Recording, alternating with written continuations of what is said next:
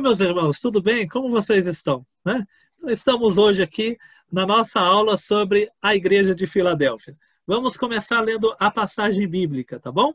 Então, Apocalipse 3, versículo 7, diz assim: Ao anjo da igreja em Filadélfia escreve: Estas coisas diz o santo, o verdadeiro, aquele que tem a chave de Davi, que abre e ninguém fechará, e que fecha e ninguém abrirá. Conheço as tuas obras. Eis que tenho posto diante de ti, a qual ninguém pode fechar, que tens poucas força. Entretanto, guardaste a minha palavra e não negaste o meu nome. Eis que farei que alguns dos que são da sinagoga de Satanás, desses que a si mesmos se declaram judeus e não são, mas mentem, eis que os farei vir e prostrar-se aos teus pés, e conhecer que eu te amei. Porque guardaste a palavra da minha perseverança, também eu te guardarei da hora da provação, que há de vir sobre o mundo inteiro para experimentar os que habitam sobre a terra. Venho sem demora. Conserva o que tens, para que ninguém tome a tua coroa. Ao vencedor, falo-ei coluna no santuário do meu Deus, e daí jamais sairá. Gravarei também sobre ele o nome do meu Deus, o nome da cidade do meu Deus, a nova Jerusalém que desce do céu, vinda da parte do meu Deus, e o meu novo nome. Quem tem ouvidos, ouça o que o Espírito diz às igrejas. Bom, nós temos então aquela divisão que eu pedi para os irmãos fazerem, né? Então, aquela estrutura, como que a carta da igreja está estruturada. A carta da igreja, as igrejas de modo geral, tem um destinatário, aqui é fácil, né? O versículo 7 fala o anjo da Filadélfia, então é a igreja de Filadélfia. Como Jesus se apresenta? Estas coisas diz o santo, o verdadeiro, aquele que tem a chave de Davi, que abre e ninguém fecha, fecha e ninguém abre. Então nós temos o santo, o verdadeiro, e aquele que tem a chave de Davi, abre e ninguém fecha, fecha e ninguém abre. Detalhe local, né? Lá é dito que tem também a sinagoga de Satanás. Vocês se lembram que nós já estudamos uma igreja que é mencionado isso, né? Sinagoga de Satanás. E diz que esses judeus da sinagoga de Satanás vão vir se prostrar diante dos irmãos e vão reconhecer que a igreja é amada do Senhor, né? E um outro detalhe específico é que fala de uma aprovação, só que essa aprovação não é só para Filadélfia, diz que é uma aprovação que vai vir sobre o mundo inteiro, né? Agora, negativo, né? Características negativas. Essa igreja não tem nenhuma característica negativa. Tem pessoas que acham que quando diz que tem poucas forças, tem pouca força, é uma característica negativa. Mas eu quero dizer como negativo aquilo que fosse um pecado, né? Aquilo que fosse uma falha da igreja. E o fato de ter pouca força, na verdade, mostra a pobreza, a quantidade de pessoas, a fraqueza política. É nesse sentido, tá? Não é um defeito da igreja, tá bom? Tanto que essa igreja não escuta. Qual palavra que é comum para todas as igrejas que essa não tem? Arrepende-te. Não é isso? Nós temos 7 cartas. 5 tem a palavra arrependimento. 2 não. Esmirna e Filadélfia, né? Então, essa igreja de Filadélfia, junto com a igreja de Esmirna, ela não escuta um chamado para se arrepender. Então, ela não tem nenhuma falha negativa nesse sentido, tá bom? Coisas positivas é justamente o fato de, mesmo tendo pouca força, ela continuar firme. É o que diz no verso 8, conheça as tuas obras. Eis que tenho posto diante de ti uma porta aberta que ninguém pode fechar e que tens pouca força. Entretanto, guardaste a minha palavra e não negaste o meu nome.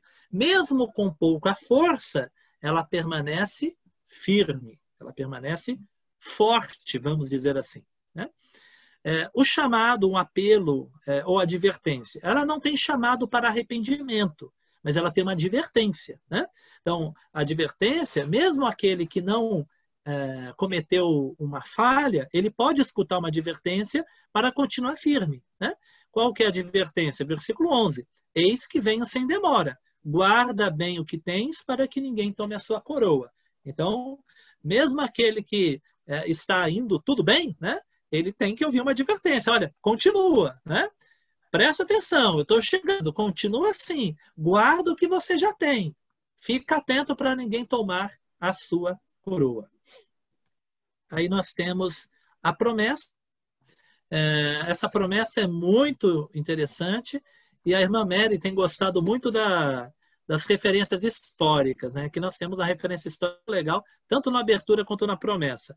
Na promessa, diz que ao vencedor será feito coluna do templo de Deus, e nessa coluna, ou nele, né, vai ser escrito 3 nomes. Né? Você está pronto para ter 3 nomes? Ó, entre aspas, tá, irmãos? Entre aspas, tatuado em você.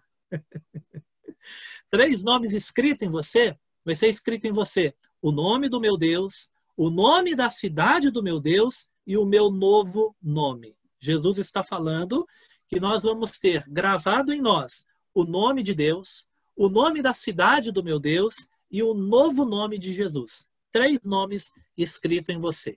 Né? E que você vai ser uma coluna, vai ser feito coluna dentro do templo de Deus e jamais sairá de lá. Ok?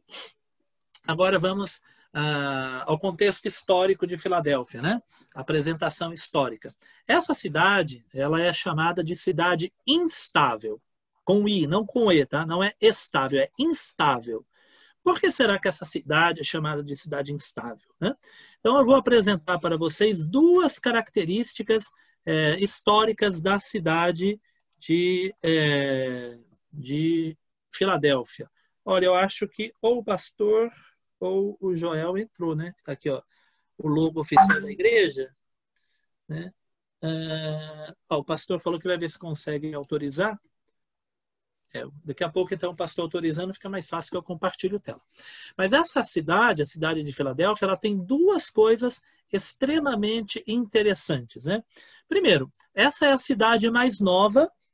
Então, olha só, colocando aqui para os irmãos. Agora sim está aparecendo, já vi que está aparecendo aqui, deu tudo certo, tá, irmãos? Então, essa cidade, eu coloquei aqui, ó, ela tinha o propósito, olha só,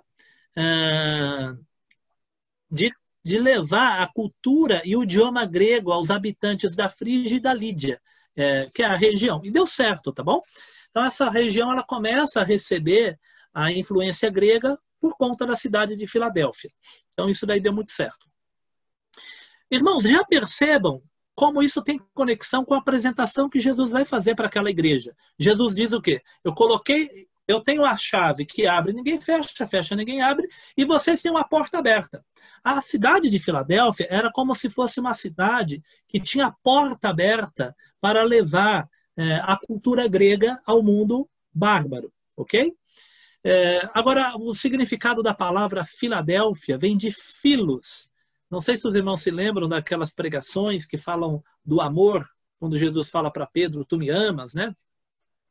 E aí alguns pregadores gostam de falar que a palavra amor é a palavra ágape, né? Que é o amor mais sublime. Mas tem uma palavra que é amor entre irmãos, que é a palavra filos, né? Que daí que vem o nome Filadélfia. Então, Filadélfia significa aquele que ama o seu irmão, né? Ou fraternidade, né? Fraternidade de amor fraterno, amor entre irmãos. Então, o nome Filadélfia, o nome da cidade já tinha um significado muito bonito, que era uma cidade irmã, vamos dizer assim, uma cidade que está aberta a fazer irmãos, vamos colocar dessa forma, tá? Mas eu também coloquei aqui, que é uma cidade instável. Por que ela é conhecida como uma cidade instável? Porque ela foi construída em uma região vulcânica. Isso daqui é muito interessante, irmãos. Ela foi construída em uma região vulcânica e os estudos atestam que frequentemente ela tinha terremotos. Então, frequentemente havia terremotos lá em Filadélfia.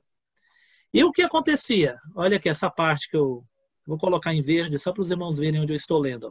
Os arquitetos e engenheiros deviam fazer construções firmes, pois aí tudo corria o risco de não ficar de pé.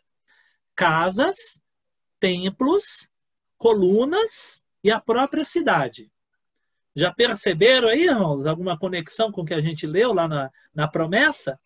Farei aquele que vencer, eu farei ele uma coluna, né? Uma coluna que jamais sairá. A cidade de Filadélfia tinha que ter uma arquitetura muito boa. Sabe o que acontecia geralmente? A cidade tinha terremotos, as pessoas tinham que sair correndo de dentro dos templos, de dentro dos prédios, de dentro das casas, porque corria o risco de desabar tudo, né? Então, vira e volta, a cidade sentia os tremores e as pessoas tinham que ficar atentas, porque se fosse um prédio que não fosse bem construído, ele poderia ruir e cair. Então, Filadélfia ela tinha essa instabilidade geográfica, tá bom? Agora, isso daqui é lindo demais, irmãos. Lindo para a nossa conexão, tá? A cidade, ela tinha templos para os imperadores. Algo que os irmãos já sabem, né? Eu já tenho falado, eles adoravam os imperadores, né? Então, ela tinha templos para os imperadores. Não vou detalhar aqui muitas coisas para a gente ganhar tempo, né? Nós atrasamos um pouquinho aí. Mas sobre os templos que existiam, né? Tem uma coisa que chama atenção. Quando o sumo sacerdote pagão, tá? Não é lá de Jerusalém, a gente está longe de Jerusalém. A gente está no mundo gentil. Aqui é o mundo de gente. Tem judeus, sinagogas, mas nós estamos na Turquia. Cidades de origem grega, mas é na Turquia. Hoje é Turquia. Aqui é uma confusão geográfica, né? A Mera é professora de geografia, né? Então a Mera acho que lembra com maior facilidade. Mas olha, nós estamos no mundo que é Império Romano, cidade de origem grega, que hoje é a Turquia, com sinagoga judaica. Então, isso que era uma cidade cosmopolita, né, vamos dizer assim. Né? Mas nós estamos aí longe de Jerusalém. Tá? Quando eu falo templo aqui, sacerdote, eles são pagãos. Só que o povo da cidade de Filadélfia, eles conheciam esse mundo pagão. Né? É igual hoje, por exemplo, muitas pessoas aqui conhecem as igrejas católicas, conhecem centros espíritas, não é isso? Muitas pessoas aqui podem conhecer quando a gente menciona a Aparecida do Norte, quando a gente menciona a Catedral da Sé, a gente conhece. Né? Então, nós mesmo não sendo católicos, nós conhecemos o mundo católico, ok? Mesmo que seja cristão de outra vertente. Né? Muitas pessoas da igreja de Filadélfia conheciam aquele ambiente do paganismo. Ok? Bom, então vamos lá. O sumo sacerdote do templo do imperador, quando ele se aposentava, era feito dentro do templo uma coluna, e a coluna era esculpida com a aparência do sacerdote que havia se aposentado. E era escrito na coluna, olha aí como tem relação com a promessa que Jesus faz lá no final. Né? Era escrito na coluna, eu estou lendo essa parte aqui, eu vou grifar aqui de azul para os irmãos terem uma ideia onde que eu estou lendo, tá bom? Ó, vou grifar de azul, estou aqui. Ó. Uma coluna trazendo a sua imagem, o seu nome, o pai dele e do lugar de origem, e o tempo que ele prestou serviço. Né? Então vamos supor lá que o Givaldo se aposentasse, né? E fosse feita uma coluna lá onde o Givaldo trabalhava, com a aparência dele, fosse escrito o nome do Givaldo, do pai do Givaldo, aonde ele nasceu e quanto tempo ele trabalhou. Então, isso era feito no templo do imperador. Uma coluna com o nome escrito. O que Jesus fala no final? Aquele que vencer será feito coluna no templo de Deus e nele será escrito o nome de Deus, o nome da cidade do meu Deus, né? A nossa origem, a nossa cidadania, né? E o meu novo nome. Ok? Então, olha as conexões históricas como são interessantíssimas. Mas, além dos templos para os imperadores, havia um Deus que era adorado. É um Deus de dois rostos, um Deus de duas caras. Tá? É um Deus chamado Jano. Tá? Então, havia um templo para Jano. Quem que é o Jano? Né? Esse Deus chamado Jano do mundo pagão. Agora aqui, irmãos, isso aqui é interessantíssimo demais. Por isso que assim, dá para você entender toda a Bíblia sem conhecimento histórico, você entende as ideias centrais. As ideias principais você vai entender. Né? Não vai trazer nenhum prejuízo a apresentar Cristo e entender a fé. Mas o conhecimento histórico, ele amplia muito o nosso conhecimento. Né? Ele te abre o leque, assim como uma cortina que abrisse e você entende ainda mais. Pois bem, havia um templo nessa cidade, o templo do deus Jano, que ele ficava com as portas abertas na época das guerras e com as portas fechadas na época de paz. Quando tinha paz, é mais ou menos assim, né? Quando o bicho pega, todo mundo corre para a igreja, né? Quando está tudo tranquilo, as pessoas ficam em casa, né? Mas apertou, vem pandemia, coronavírus, é doença, é desemprego, a igreja enche, né? Está em paz, está tranquilo, né? As pessoas esquecem de buscar a Deus. Bom, havia o templo de Jano, as portas se abrem na época da guerra, se fecha na época da paz. Como que Jesus se apresenta aí nessa igreja, né? Isso diz aquele que tem a chave de Davi, fecha, fecha e ninguém abre, né? Outra coisa, né? O Jano, ele era chamado de o Deus das portas. Mas nós vamos aprender que o verdadeiro Deus das portas é Jesus, né? O verdadeiro Deus que abre porta e fecha porta, que tem um controle da história, ou que dirige a história para um final glorioso e redentor, não é Jano, né? Quem dirige a história para uma redenção é Jesus. Mas o Jano, ele era a divindade das portas. E uma curiosidade, irmãos, né? Nós mencionamos esse Deus todos os anos. Né? A nossa cultura, hoje, 2000 anos depois, nós somos ainda influenciados pelo mundo greco-romano. Né? O nome janeiro vem de Jano. Por quê? Porque janeiro é o primeiro mês do ano. É o mês que abre o ano. E quem que era Jano? O Deus que abre portas, o Deus das origens. Né? Então, mesmo a gente sendo cristão, servindo a Deus, falando de Jesus, todo ano a gente fala janeiro, que é referência ao Deus Jano, que era o Deus que abria as portas, tá? Que era o Deus que decidia se o ano seria de paz ou se seria de guerra, né? E sabe como era a estátua do Deus Jano? Era desse jeito aqui, ó. Esse é o Deus Jano. É um Deus de dois rostos. Ele tem um olhar para frente e um olhar para trás. Um rosto velho, mais idoso, com barba, e um rosto mais jovem. É como se ele representasse passado e futuro. Né? Então, o Deus Jano é um Deus de dois rostos. Assim como uma porta tem duas faces, não é isso? Olha a porta aí da sua casa. Ela tem duas faces. Tem a saída e a entrada. Quando você está dentro de casa, você vê um lado da porta. Quem está do lado de fora vê o outro lado. O Deus Jano é como se fosse duas passagens, a passagem do tempo, né? Então, sabe o Parque Serete? O Parque Serete tem uma imagem do Deus Jano. Quem for lá no Parque Serete, procura lá, na entrada principal, tem um monumento lá que tem um rosto de cada lado, né? Se não me engano, é o Deus Jano que está retratado lá. Parece que eu tirei foto uma vez, eu me aproximei dele.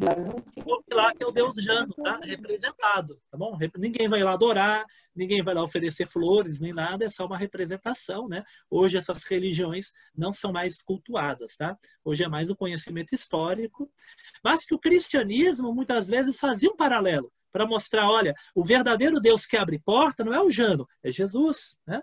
Aquele que tem o poder de te mostrar o passado e relacionar com o presente e te apontar um futuro glorioso e transformador é Jesus, né? Então aqui, o Jano tinha duas faces, uma olhando para frente, outra olhando para trás, tem a ver com passado e futuro, né? E há outras representações com rosto diferente também, mas geralmente era assim. Jesus se apresenta. Vamos lá, irmãos. Como Jesus se apresenta? Estas coisas diz o santo verdadeiro, aquele que tem a chave de Davi, que abre, ninguém fecha, fecha, ninguém abre. Né? Ninguém abrirá. Eu dividi aqui por partes. Então, primeiro vamos começar com diz o santo. Né? Eu coloquei aqui, olha, uma observação. Né? Diz o santo, né? E não um santo. Olha a diferença. Como está o versículo? Estas coisas diz o santo, não é um santo. Quando eu falo um, está indefinido. Pode ser qualquer um. Né? Diz um dos pastores da igreja, não é o pastor. Né? Então, um é qualquer um. Quando eu coloco o artigo definido, eu estou colocando de um modo muito específico. Jesus não é um santo, como qualquer outro profeta ou pessoa especial da história da fé. Mas Jesus é o santo, né? Singular. Ninguém nunca foi santo como ele. Quando é apresentado assim, nós temos aqui uma ideia do Jesus divino, né? Aqui é um dos grandes mistérios da fé cristã.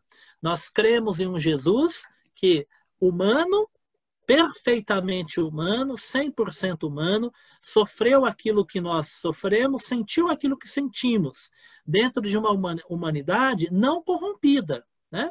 Na verdade, Jesus, ele foi mais humano que a gente, porque a nossa humanidade é uma humanidade decaída.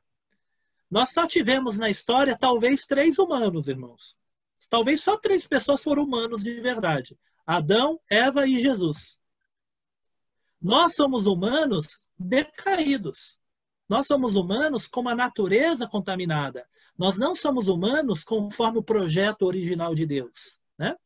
Então, humano, como Deus pretendia, somente Adão, Eva e Jesus. Só que o grande mistério é que esse Jesus, que apresentou-se como completamente humano, ele também é divino. Por isso que ele não é um santo, mas ele é o santo. Nós temos várias passagens bíblicas do Antigo Testamento que vai se referir a Deus como o santo. Não um santo, mas o santo.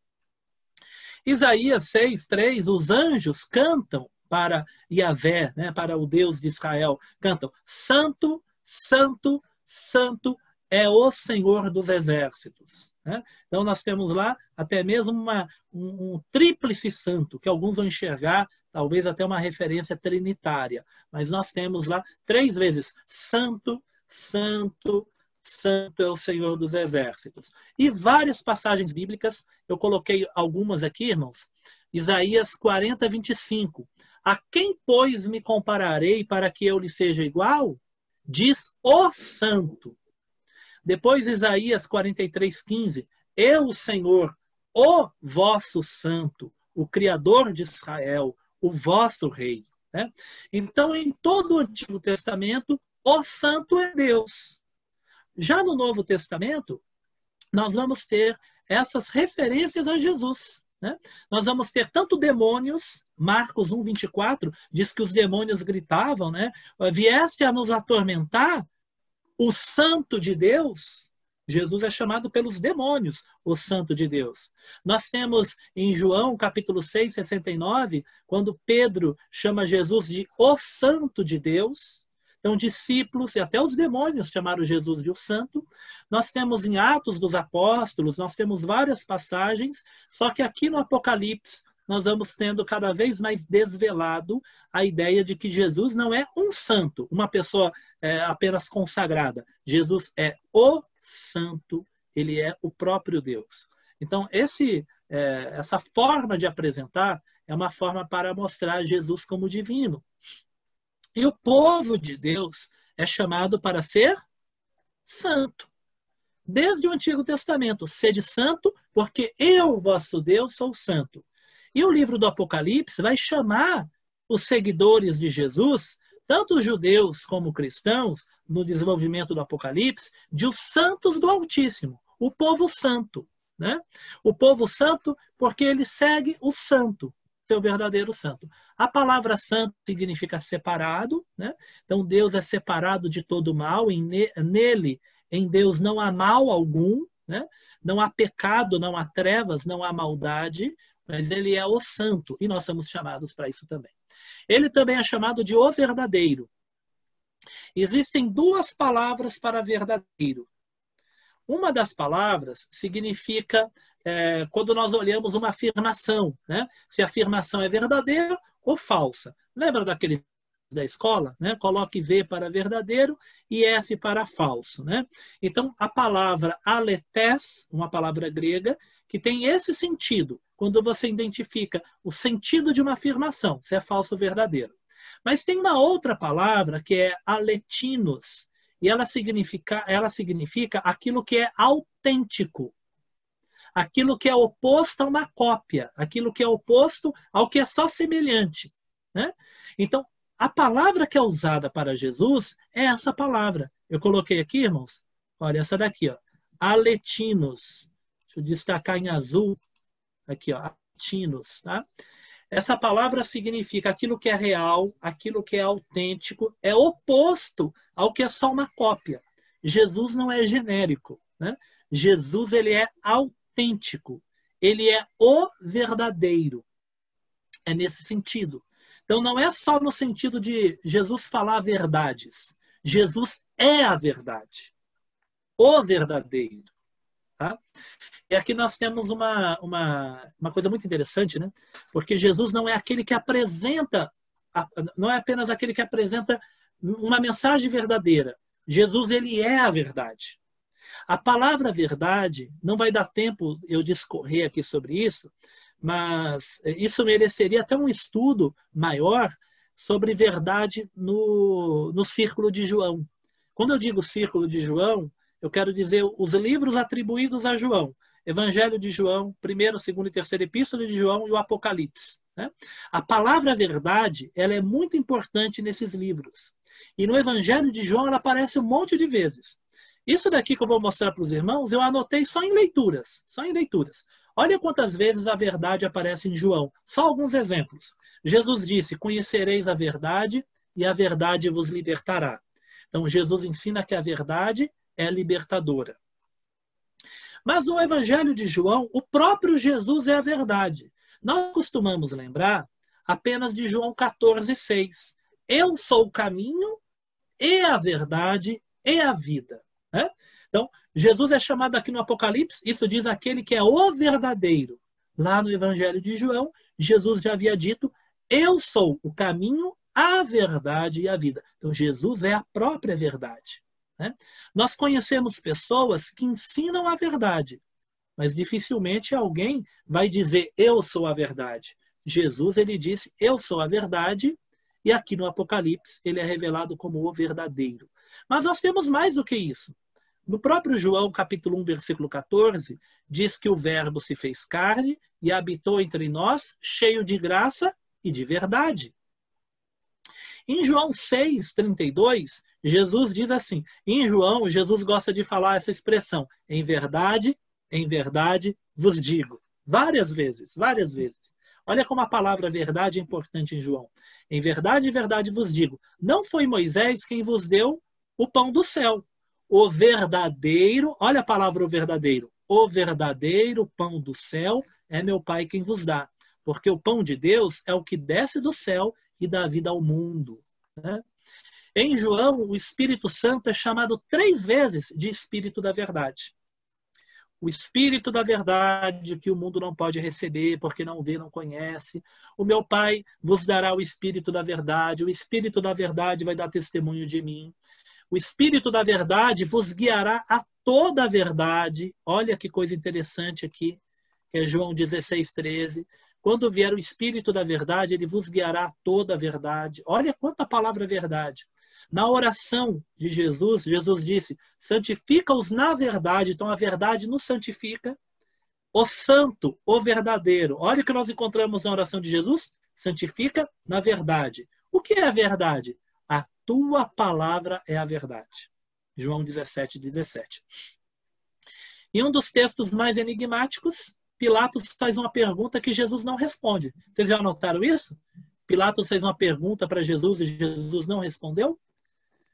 João 18, tudo em João, tá, irmãos? Tudo em João. João 18:37. Então lhes disse Pilatos, logo tu és rei? Respondeu Jesus, tu dizes que sou rei. Eu para isso nasci e para isso vi ao mundo, a fim de dar testemunho da verdade. Todo aquele que é da verdade, ouve a minha voz. Perguntou-lhe Pilatos, que é a verdade? E aí o texto já muda de assunto. Né? Pilatos pergunta para Jesus o que é a verdade. E Jesus disse, né, ao longo do Evangelho de João, que a palavra de Deus é a verdade, que o Espírito Santo é a verdade e que ele é a verdade. Eu sou o caminho, a verdade e a vida. Né? Aqui tem outros textos também, mas vamos já passar para o próximo. Então, quando diz o verdadeiro, é o autêntico. Jesus é o autêntico. Jesus não é o semelhante. Jesus não é o parecido. Jesus não é aquele que apenas fala sobre. Jesus é o verdadeiro. Né? Aquele que tem a chave de Davi, que abre e ninguém fecha, fecha e ninguém abre. Primeiro, nós temos que pensar que chave é símbolo de autoridade. Né? Chave é símbolo de autoridade, é aquele que pode abrir portas. Né? Imagina, a gente chega lá na igreja para o culto, né? Se não chegar o irmão que tem a chave para abrir, nós vamos ficar tudo parado ali na porta, né, irmão Edson? Né? Precisa aí, quem tem a chave é o que abre porta, né? Existe aí uma ideia de autoridade. A gente até brincando hoje, né? A gente chega para trabalhar. Quem é que já chegou para trabalhar e está tudo trancado porque a pessoa que abre a porta não chegou ainda, né? Então, às vezes, a gente não valoriza aquele funcionário que tem a porta. Mas se ele não abrir a porta, não funcionam as coisas. Quem tem a chave tem autoridade para fazer funcionar. Chave é símbolo de autoridade. E geralmente essa autoridade ela é o quê? Ela é delegada, não é isso? Onde você trabalha, pode ser até um funcionário de uma categoria inferior comparado com outras categorias do seu trabalho.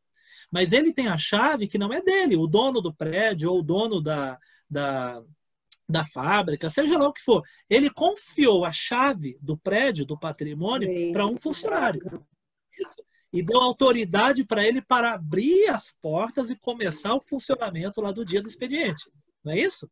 Então, aquele que tem a chave é aquele que tem autoridade. Jesus é aquele que tem autoridade. E essa ideia da chave, agora aqui é uma coisa que às vezes nós não reparamos, irmãos. Tem muitas pessoas que gostam de olhar para João com um olhar muito grego, né? Aqui seria uma discussão ainda mais teológica, tá? Alguns olham para João com um olhar menos judeu e mais grego. Só que em João existem muitas coisas do judaísmo. Inclusive essa frase, João tirou do judaísmo. João tira do Antigo Testamento, está em Isaías esse versículo. Aquele que tem a chave de Davi, que abre ninguém fecha e fecha ninguém abre, na verdade é Eliaquim. Vocês sabiam disso? Vocês já tinham reparado isso, irmãos? Em Isaías capítulo 22, versículo 22. Eu vou ler para os irmãos aqui, eu volto aqui em cima. Eu coloquei aqui já a passagem, tá? Isaías 22, eu vou ler do verso 20 até o 23. Naquele dia, chamarei o meu servo Eliaquim, filho de Ilquias. Vesti-lo-ei da tua túnica, cingi-lo-ei com a tua faixa, e lhe entregarei nas mãos o teu poder. E ele será como pai para os moradores de Jerusalém, para a casa de Judá. Porei sobre os seus ombros a chave da casa de Davi. Ele abrirá e ninguém fechará, fechará e ninguém abrirá. Fincá-lo-ei como estaca em lugar firme, e ele será como um trono de honra para a casa de seu pai. Essa profecia de Isaías foi na época do rei Ezequias. Eliaquim. Quem era o Eliaquim? Eliaquim era um tipo de mordomo do rei Ezequias. Não é aquilo, não. Fui eu que mexi. Pelo governo, pelo palácio real. Né? Então nós temos aqui essa imagem. Tá? Este Eliaquim tinha as chaves da casa do rei. E era o único que podia abrir as portas para os que desejavam ver o rei. E disse de Eliaquim: porei sobre os seus ombros a chave da casa de Davi. Por que da casa de Davi? Porque o rei Ezequias é filho de Davi. Ele abrirá e ninguém fechará, fechará e ninguém abrirá. Ou seja, o reino de Ezequias dependia desse mordomo, que é o Eliaquim. E ele ia ser tão importante, ele tinha autoridade para administrar. E depois o judaísmo mesmo, ele vai assumir esse texto como messiânico, né? Porque vai falar de um período de grande paz e prosperidade. Jesus, então, depois, posteriormente, essa imagem de um homem que tinha a chave da casa de Davi, que ele pode abrir a casa de Davi, ele pode fechar a casa de Davi, essa imagem vai ser associada ao Messias. Né? Por que o Messias? Porque ele é o filho de Davi. Então, essa imagem vai ser aplicada ao Messias, que tem a chave para abrir a entrada no reino messiânico. Jesus, e somente ele, tem plena autoridade para permitir o ingresso à Nova Jerusalém, a nova cidade de Davi. Essa é a visão, a leitura que o Apocalipse está fazendo. Somente ele, Jesus, pode nos permitir entrar na presença de Deus, tal como o servente fiel da antiguidade tinha a chave para abrir as portas para quem queria ver o rei. Lê lá como está lá no texto de Isaías, né? Esse Eliaquim, é ele que podia abrir as portas para alguém ir até o rei. Jesus, pegando lá em cima, disse: eu sou Eu sou o caminho, a verdade e a vida. Ninguém vem ao Pai a não ser por mim. Jesus tem a chave messiânica de entrada no reino de Deus e para a entrada na presença de Deus. Então, essa imagem do Apocalipse, aquele que tem a chave da casa de Davi, é uma imagem tirada de Isaías, né? Isaías capítulo 22, versículo 22. O julgamento da comunidade, né? Vamos pegar agora o que foi dito de positivo sobre essa igreja, né? E de novo as portas vão aparecer aí, irmãos, né? Conheço as tuas obras, eis que tenho posto diante de ti a porta aberta, a qual ninguém pode fechar, e que tens pouca força. Entretanto, guardaste a minha palavra e não negaste o meu nome. Vamos começar aqui pelo conheço as tuas obras. Não é dita quais são as obras, só é dito que Jesus conhece. Eu conheço as tuas obras. Irmãos, isso daí fica muito genérico, né? Se Jesus falar para você, olha, eu conheço o que você tem feito, você vai ficar feliz ou triste? Sim, você sabe o que você tem feito, né? Eu conheço as tuas obras. Aí cada um vai dar uma expressão. Se você tem feito coisas boas, você vai ficar feliz. Você vai falar que maravilha que Jesus conhece. Quem tem feito coisas ruins vai ficar, né, atrás da orelha. E agora, né? Pois bem, como essa igreja não é repreendida, o que nós temos aqui são coisas boas que essa igreja fazia, né? Mas nós não sabemos o quê, mas simplesmente que Jesus conhece, né? Agora, a porta aberta. Jesus disse o seguinte: eu tenho posto diante de você uma porta aberta que ninguém pode fechar. Ou seja, não tem Deus Juno, não tem divindade alguma que vai fechar a porta que eu abri para vocês. Nós temos que pensar aqui duas coisas, né? Temos que pensar tanto na divindade, lá o Juno, que era tido como Deus das portas, né? Como no que eu disse no começo, que a cidade de Filadélfia era vista como uma cidade de portas abertas para levar, entre aspas, aí a civilização, a cultura grega, para o que eles tinham como povos bárbaros, né? Agora era a hora não de levar a civilização grega, né? Mas de levar o evangelho, de levar a mensagem do evangelho. Então, o que significa a porta aberta? A porta aberta, ela pode ter vários significados, vários, tá? Não precisa adotar apenas um, todos eles são importantes. Porta aberta é muito usado no Novo Testamento para se referir à oportunidade missionária, né? O apóstolo Paulo, ele vai usar muito essa expressão. Eu anotei aqui pelo menos 1, 2, 3, 4 vezes que Paulo menciona a oportunidade missionária como porta aberta, tá? Então, em 1 Coríntios 16, 9, Paulo diz: porque uma porta grande e oportuna para o trabalho se me abriu. Quando Paulo chegou em Troade, ele disse a mesma coisa: uma porta me abriu o Senhor. Ele pediu oração em Colossenses, dizendo: roguem a Deus para que ele me abra uma porta para pregar o evangelho. Colossenses 4:3. Em Atos dos Apóstolos, ele disse que a porta da fé foi aberta aos gentios. Então, a porta aqui pode significar a oportunidade missionária. Não só em Filipenses, né? Mas Filipenses era uma porta para outras cidades vizinhas. Então, provavelmente, Jesus estava mostrando que havia uma porta de oportunidade missionária. O que a gente pode pegar para nós hoje, né? Olha aqui a porta aberta, né? A porta nos abriu, irmãos. A porta das redes sociais, o Instagram, o Facebook, o YouTube. Quantas casas que às vezes não tinham evangelho e essa janelinha aí, que é o seu computador, que é o seu celular, ela se abre dentro de uma casa, né? E ali está chegando uma mensagem do evangelho para aquelas pessoas. A porta da oportunidade está acessível a todos nós. Um amigo do trabalho, alguém da família, né? Alguém do condomínio, alguém para quem podemos compartilhar o evangelho do Senhor Jesus. A porta, ela também significa o próprio Jesus, né? Jesus disse: eu sou a porta. E chama a atenção que isso está no evangelho de João, o mesmo João do Apocalipse, né? Ou da mesma região, né? Tudo ali na região de Éfeso, onde nós temos a origem desses textos, tá bom? Então, Jesus é a porta. A porta para onde? Para Deus. Eu sou a porta. Depois ele diz: eu sou o caminho, a verdade e a vida. Ninguém vem ao Pai a não ser por mim. É através de Jesus que nós chegamos no Pai. O apóstolo Paulo disse que entre Deus e os homens só existe um mediador, Jesus Cristo, o homem. Não é isso?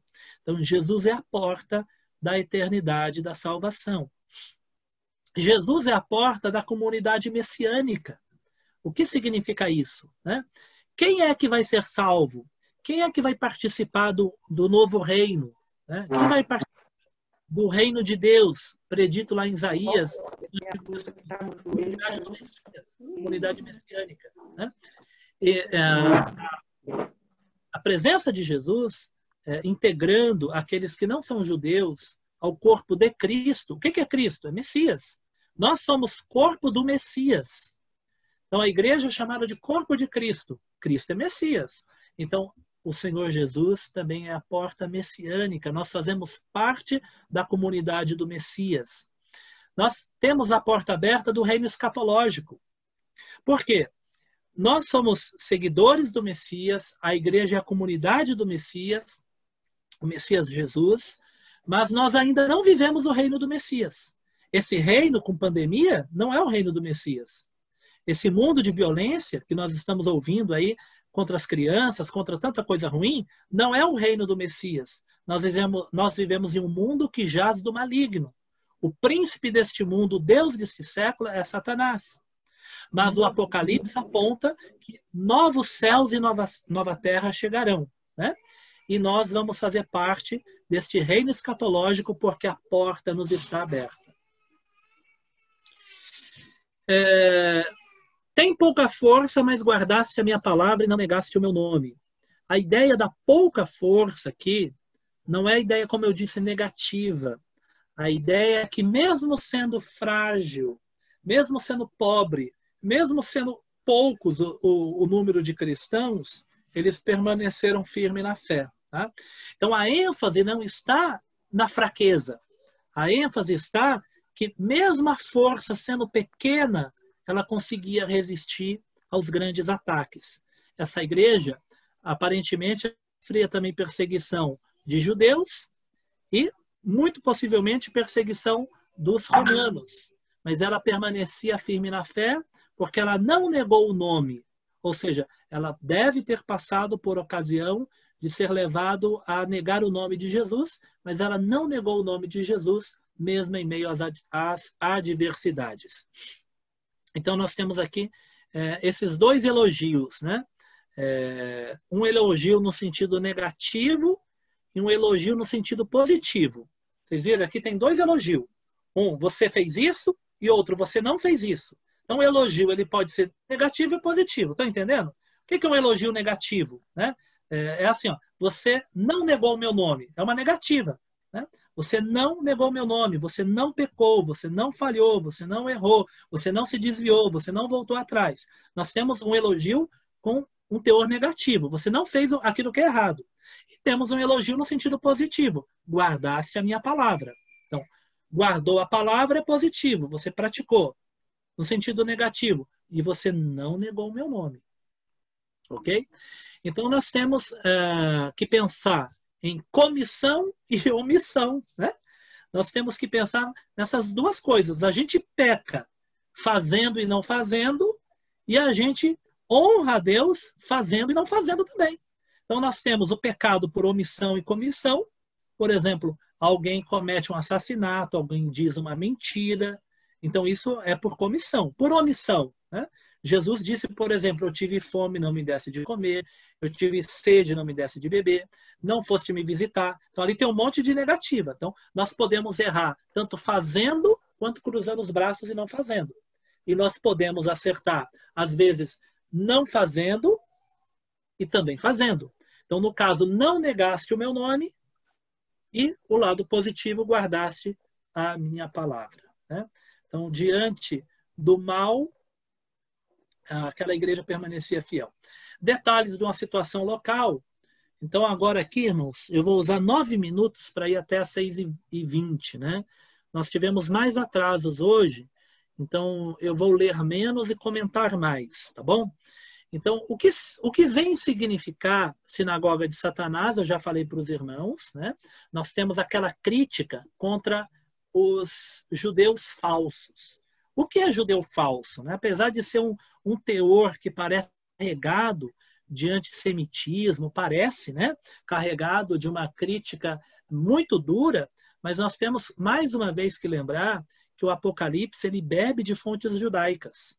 A ideia de falsos judeus ela é remontada do apóstolo Paulo, que retira dos profetas, e os profetas retiraram da lei. No Deuteronômio estava escrito que o verdadeiro judeu não é aquele que era por fora, mas é aquele que era no coração. Não bastava fazer a circuncisão da carne, tinha que circuncidar o coração. Ou seja, não adianta ser judeu por fora e não ser interiormente. Isso estava na lei, no Deuteronômio. Isaías e Jeremias vão repetir a mesma ideia, de que o verdadeiro judeu é aquele que não é só na mecânica, mas é no seu interior. O apóstolo Paulo repete isso em Romanos e nós temos no Apocalipse uma ideia semelhante. A mesma coisa vale para a igreja, tá?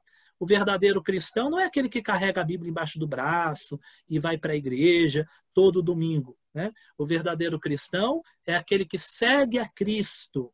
E seguir a Cristo é imitar a sua vida, né? É andar nos seus passos. Esse autor aqui, George Land, né, ele escreveu um comentário sobre o Apocalipse, ele faz um comentário interessante. Porque aqui diz que ele vai fazer os judeus, declaram judeus e não são. Tá vendo? Se declara judeu e não são. Por quê? Dentro da perspectiva bíblica, o verdadeiro judeu não basta ser no exterior, tem que ser no interior também. Mas diz que esses judeus vão vir se prostrar diante da igreja de Filadélfia. O que quer dizer isso? Os judeus vão vir se prostrar, né? Esse George Land, ele faz um paralelo com o Antigo Testamento, que eu achei muito interessante. Porque no Antigo Testamento, essa verdade é atribuída ao contrário. É dito que os inimigos de Israel, presta atenção nisso, lá em Isaías, principalmente nos profetas, tá? Isaías, Jeremias, Ezequiel, diz que aqueles que não são judeus, que são inimigos dos judeus, um dia vão vir até os judeus e vão reconhecer que o verdadeiro Deus é o Deus de Israel. E vão pedir para ouvir a lei que vai sair de Israel. E vão se converter ao Deus de Israel. Então nós temos vários textos, eu coloquei aqui, mas não haverá tempo de ler, mas Isaías 60, 14, 45, 14, Isaías 49, 20, Ezequiel 37, 28, Ezequiel 36, 23 e outros profetas. São muitas passagens que diz que os inimigos de Israel seriam humilhados. Qual que seria a humilhação? A humilhação é no sentido do inimigo de Israel um dia parar e reconhecer o verdadeiro Deus é o Deus de Israel. E se voltar para Israel para cultuar o Deus de Israel, o Deus daqueles que eles perseguiam. João reverte o quadro. João está dizendo que os judeus vão vir até a igreja e vão reconhecer que a igreja era amada pelo Deus de Israel. Então, qual que seria a humilhação de Israel? É uma humilhação escatológica. Seria a humilhação de um dia os judeus reconhecerem que o verdadeiro Messias é o Jesus que eles rejeitaram. Então, essa ideia de que os judeus vão vir se prostrar, na verdade, ela pode muito bem não significar uma punição para os judeus, mas ela pode significar a humilhação no sentido dos judeus reconhecerem que o Cristo, ele já veio e eles não creram lá no passado. Na verdade, nós temos isso espalhado pelo Novo Testamento, né? Nós temos, usando textos do Antigo, né, de Zacarias e de outros textos, que diz que eles vão olhar para aqueles que transpassaram. Né? Essa é a perspectiva que tem o Novo Testamento, que Jesus foi transpassado, foi furado, foi crucificado, mas que na era escatológica os judeus vão voltar-se para Jesus. Né? E nós temos também essa ideia que diz que vai ser derramado sobre Israel o espírito de graça e de súplica, e eles vão se voltar para o Cristo Jesus. Né? E o Apocalipse mesmo vai mostrar isso. Né? Depois do capítulo 3, não aparece mais o nome igreja. Não aparece mais o nome igreja. Igreja só vai aparecer lá no final, com Cristo já vencedor. Mas todo o miolo do Apocalipse é uma luta contra o anticristo, mas o povo de Deus retratado ali são os judeus. é falado das tribos de Israel, é falado dos judeus, é falado das testemunhas, tudo vai ser voltado para os judeus posteriormente. Tem os textos de Paulo aqui, eu também não vou ler, devido ao tempo, né? Temos Romanos citando a salvação dos gentios, pegando isso do próprio Antigo Testamento, quando Oséias disse que Deus chamou um povo que não era seu povo e desperta ciúmes em Israel, né? E a ideia de guardar, diz que o texto diz que eu te guardarei da hora da provação que há de vir para experimentar todos os habitantes da terra, não é isso? Nós lemos aí. Essa perspectiva, ela já vai muito além da igreja de Filipenses, né? Na igreja de Filipenses, nós temos as perseguições locais, mas agora é falado de uma luta que vai vir sobre todos os habitantes da terra. Então, agora isso se amplia. Isso pode significar hoje o que nós passamos, essa pandemia que nós passamos, que nós temos que falar aqui de irmãos queridos que faleceram. São provações, um comentarista vai apontar aqui, que são provações de todos os tempos e de todos os lugares, sobre todos os habitantes da terra. Essa provação, ela vem para a igreja e para a não igreja. É o momento que, diante da provação, nós somos experimentados. É o que diz a palavra. Para experimentar todos os habitantes da terra. Agora, nessa pandemia, nós somos experimentados. Qual que é a nossa reação? É de tristeza? De depressão? De reunião familiar? Né? Como que nós reagimos? Nós somos experimentados, testados. Então, essa seria a ideia. Agora, o julgamento negativo não eu vou comentar rápido aqui agora. Falta 2 itens, né? E eu não quero passar muito aqui, porque nós já estamos atrasados, né? Um apelo, né? O chamado arrependimento ou advertência. Eis que venho sem demora, guarda o que tens para que ninguém tome a sua coroa. Irmãos, nós temos aqui as advertências sobre a volta de Jesus sempre com 2 sentidos. Quando fala que Jesus está para voltar, ela pode significar advertência para quem está despreocupado e tranquilidade para quem está oprimido. Para quem está despreocupado, vivendo uma vida de não vigilância, numa das parábolas, Jesus diz: o Senhor, ele sai e deixa o seu servo cuidando de tudo. Aí na parábola, Jesus disse: se aquele servo disser meu Senhor vai demorar e começar a beber, né, espancar os seus conservos, lembra? O Senhor voltará numa hora que ele não espera. Então, a volta de Jesus, ela significa essa mensagem: eis que venho sem demora, é uma advertência para quem está despreocupado, para quem não tem atenção à sua vida espiritual, para quem não tem cuidado da família, para quem não tem olhado para a sua vida ética e moral. Então, preste atenção que Jesus está voltando. É nesse sentido, né? Mas também significa paz e tranquilidade para quem está sofrendo. Para quem está passando por lutas e provações, deve pensar que o seu Senhor voltará e com ele trará o galardão e a recompensa para os seus servos, né? Evidentemente que a igreja de Filadélfia não viu a volta de Jesus. Eles morreram. E nós já estamos aqui. Mas é súbito o encontro com Jesus. Jesus volta não apenas na sua segunda volta, mas ele volta e se apresenta como aconteceu com 3 irmãos essa semana, não é isso? Temos 3 irmãos aqui que mencionamos que faleceu pela questão do coronavírus, e eu mencionei uma pessoa que faleceu de acidente de moto, né? Às vezes a pessoa está com medo da doença e acaba falecendo por outro motivo. Mas o nosso encontro com a eternidade é: eis que vem sem demora. Quando a gente menos espera, nós nos encontramos com o eterno.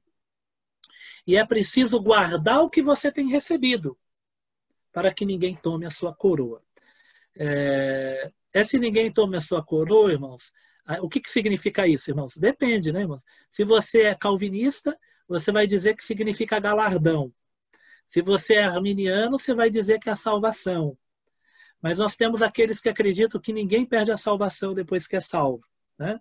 Mas nós temos um Apocalipse falando que alguns não andarão com Jesus, só alguns que vão andar. O calvinista vão dizer que é aquele que, na verdade, nunca se converteu, né? Ele nunca se converteu de verdade, por isso que ele está excluído. Mas, na verdade, nós temos que tomar cuidado. A mensagem é para tomar cuidado. Guarda o que tem para que ninguém roube, para que você não perca a sua coroa. Então, o que eu digo para os irmãos é vigia. Vigiai e orai. Estejam atentos. É verdade que o Senhor não nos dará aprovação acima das nossas forças, mas também é verdade que a Bíblia fala de apostasia, ou seja, de pessoas que se apostatam da fé. E alguém só pode se apostatar da fé se já teve fé. Alguém que nunca teve fé pode se apostatar da fé? Só pode se apostatar quem já teve fé. Mas existe aqui uma mensagem de segurança, né? A mensagem de segurança é que eu o guardarei. E para concluir, nós temos a promessa, né? Vamos concluir na promessa? Farei dele uma coluna no templo do meu Deus. O que significa isso? Olha a segurança aí. Coluna é coisa firme, é coisa forte. A promessa é que aquele que vencer, ele será forte como uma coluna no templo do meu Deus. Só que tem um detalhe, irmãos. Essa linguagem é metafórica, né? É claro, ninguém aqui vai ver uma coluna de pedra na igreja, né? Ah, mas será que é lá no céu ou na Nova Jerusalém, aqui na terra, né? Aonde que vai estar esse templo de Deus? Ele vai ser feito coluna no santuário de Deus. Irmãos, eu tenho uma notícia triste ou alegre para os irmãos, depende da interpretação sua, né? Na Nova Jerusalém não vai ter templo, não vai ter igreja, templo, tá? Não teremos nenhum prédio para cultuar a Deus na Nova Jerusalém. Como assim? Isso está na Bíblia? Está na Bíblia. Olha só o que diz o Apocalipse 21. Apocalipse 21, 3. Então ouvi grande voz vinda do trono dizendo, eis que o tabernáculo de Deus com os homens, ele habitará com eles. Deus vai habitar conosco. O tabernáculo de Deus, entre aspas, o templo, vai estar conosco, porque o próprio Deus vai estar conosco. E o templo? Vou já pular aqui, olha, Apocalipse 21, 21. As 12 portas são 12 pérolas, e cada uma dessas portas de uma só pérola. A praça da cidade, é a Nova Jerusalém, tá? É de ouro puro, como vidro transparente. Nela não vi santuário, porque o seu santuário é o Senhor, o Deus Todo-Poderoso e o Cordeiro, né? Lá no céu não haverá templo, não haverá igreja prédio, haverá igreja pessoas. Tá? Então, lá no céu a promessa é que hoje nós precisamos de um templo, um local para reunir, cultuar a Deus. Mas o próprio Deus vai estar com a gente. O próprio Jesus vai estar conosco. Ele será o nosso verdadeiro santuário. Né? E essa igreja do Apocalipse também não tinha prédio na época, né? Os cultos eram feitos em casas. Mas a ideia aqui é da firmeza, da coluna. Coluna é uma coisa firme e sólida. Jamais sairá, é permanência. Aquele que vencer, mas esse vencer já remete à eternidade, né? Aquele que vencer jamais perderá a sua coroa. Aquele que vencer jamais sairá da presença de Deus. Aquele que vencer será firme. E nós temos aqui o tríplice nome, né? Vamos concluir aqui pensando no tríplice nome. Diz que nós vamos ter o nome de Deus, o nome da cidade de Deus e o nome de Jesus em nós. Né? Irmão, vocês sabiam que está escrito em Apocalipse 19 que Jesus tem um nome que ninguém conhece? Jesus tem um nome que ninguém conhece? Então, no Apocalipse 19, olha aqui, Apocalipse 19, 11. Vi o céu aberto, eis um cavalo branco, seu cavaleiro se chama Fiel e Verdadeiro. Jesus aqui é chamado de Fiel e Verdadeiro. Olha o verdadeiro de novo aí. Lembra do verdadeiro? Né? Fiel e verdadeiro. E julga e peleja com justiça. Os seus olhos são chamas de fogo. Já falamos disso, né? Olhos como chama de fogo. Na sua cabeça há muitos diademas. Tem um nome escrito que ninguém conhece, senão ele mesmo. Qual será que é o nome de Jesus que ninguém conhece? Nós temos a promessa no Apocalipse, aquele que vencer, será escrito nele o meu novo nome. Então nós temos aqui, vocês sabem que os judeus, eles têm o nome de Deus hoje na forma impronunciada, né? Nós falamos Jeová, né? Mas o nome de Deus lá no Antigo Testamento é isso daqui, ó. É um Yud, Re, Vav, Re. Nós temos o nome de Deus lá em hebraico seria o Y, o H, o W, o H. Como é que você fala isso? Não sei. Nós falamos Jeová. Nós falamos I, A, Vé. Nós fazemos isso daqui, ó. Colocamos IA e o V com o W com E, Vé, Iavé, né? Então nós pronunciamos assim, mas o judeu ele tem um cuidado tão grande com o nome de Deus, não tomar o nome de Deus em vão, que o nome de Deus mal é pronunciado. Você sabe como que judeu escreve o nome de Deus? Em alguns livros, eles escrevem assim, ó, até a palavra Deus. Eles colocam D, colocam esse sinalzinho aqui e o U e o S, dus. Para não escrever o nome completo de Deus, porque depois eles vão riscar o livro. Então, para o judeu, você apagar o nome, igual eu fiz agora, poderia ser blasfemo se eu tivesse escrito Deus. Então, eles têm um cuidado muito grande, um zelo muito grande. Mas o próprio nome de Deus estará escrito naquele que lhe é fiel. Então, nós temos 3 pensamentos aqui para o vencedor. Uma consagração completa a Deus, a ponto do nome santo estar gravado em você. Nós temos uma cidadania intransferível. Você tem um RG aí? Que diz em que cidade você nasceu? Qual que é a sua cidadania? Pois então, está no seu RG? A sua verdadeira cidadania vai estar gravada em você. Você é filho da Nova Jerusalém. Né? O nome é cidade do meu Deus, que desce do meu Deus. E o que significa o novo nome de Jesus? Né? Aqui é metafórico também. A ideia do nome é a pessoa. O que significa isso? Significa um conhecimento pleno de Jesus. Né? Então, a ideia de você ter o nome de Jesus em você, eu conhecer o nome é conhecer a pessoa. Diz em Hebreus que Jesus revelou o nome de Deus às pessoas. Como assim? É a pronúncia de Deus? Não. Jesus trouxe o conhecimento de quem Deus é. Quando diz que você vai ter o nome de Jesus, o novo nome, significa que quem vencer vai ter uma intimidade com Jesus que ninguém nunca teve. Então, essa promessa final, ela significa essas 3 coisas. E você vai ter uma consagração para Deus incrível, a ponto do nome de Deus estar associado a você. Você vai receber a cidadania que ninguém pode te tirar. A sua cidadania... Tem gente que briga, né?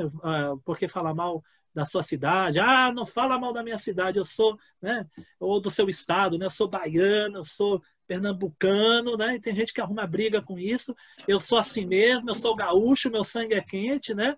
Tem gente que tem um negócio, eu sou português, um negócio comigo é assim. Irmão, não tem mais baiano, nem pernambucano, nem português. Todos nós somos da Nova Jerusalém. Amém. O seu RG, ele vai ficar para trás. A sua verdadeira cidadania é a Nova Jerusalém.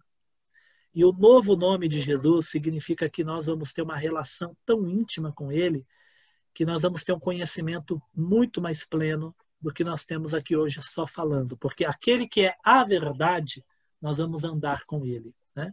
Não vai precisar de um templo, porque nós poderemos cultuar a Deus em todo momento. Na Nova Jerusalém, o Cordeiro habita conosco. Não precisa de uma igreja para ir até lá, porque o próprio Deus será o nosso tabernáculo. E nós com ele para sempre. Certo, meus irmãos? Então vamos terminando por aqui.